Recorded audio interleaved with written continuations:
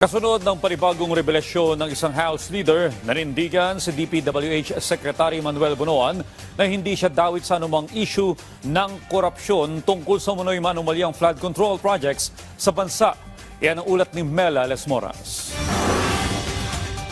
Marami po sa mga napuntahan po ng Pangulo ng Pilipinas, particular ho sa Bulacan, kahit po yung nasa Baguio, ay mga National Expenditure Program originated projects. Hindi po ito Congressional Initiative originated projects.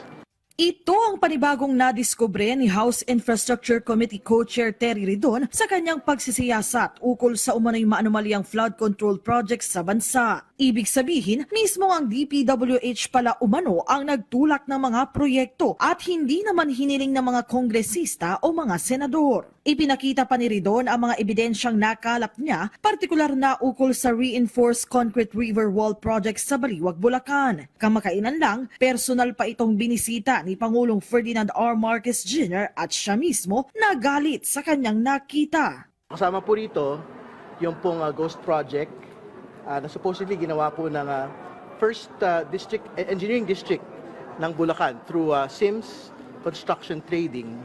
Nasa NEP po ito ng 2025, nasa GAA po ito ng 2025. In-implement po ng DPWH Bulacan First District Engineering Office. Yung pong sinasabi ho ng Pangulo ng Pilipinas na substandard project na in-implement din po sa Bulacan.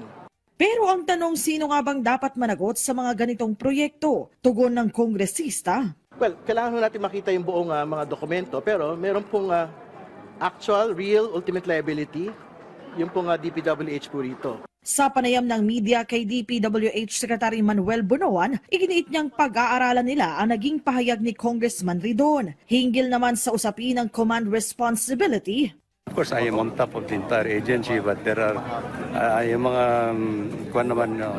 authorities that has been delegated to the district offices and the regional offices. And I think we have already undertaken all the necessary documentation and sanctions na nandun na sa mga involved district offices.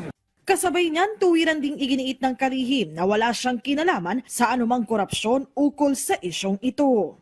Pero sir, at this point in time, you are confident, you can confidently say you did not benefit from any infrastructure. Absolutely.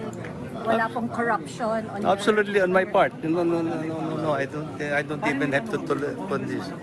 I don't tolerate this kind of attitude. Because that's why I'm filing all the charges against anybody who are involved actually in these ghost projects that had been discovered by the President. Sa September 2, nakatakdang simula ng House Infracom ang kanilang investigasyon ukol sa flood control projects. Ang iba pang House leaders, tiniyak na wala silang sasantuhin dito. Accountability yan, so kailangan sumagot sila lahat sa aligasyon, saka mga sitwasyon na kailangan nilang humarap sa media at syempre kailangan nilang harapin ang hustisya. Mela Lesmoras para sa Pambansang TV sa Bagong Pilipinas.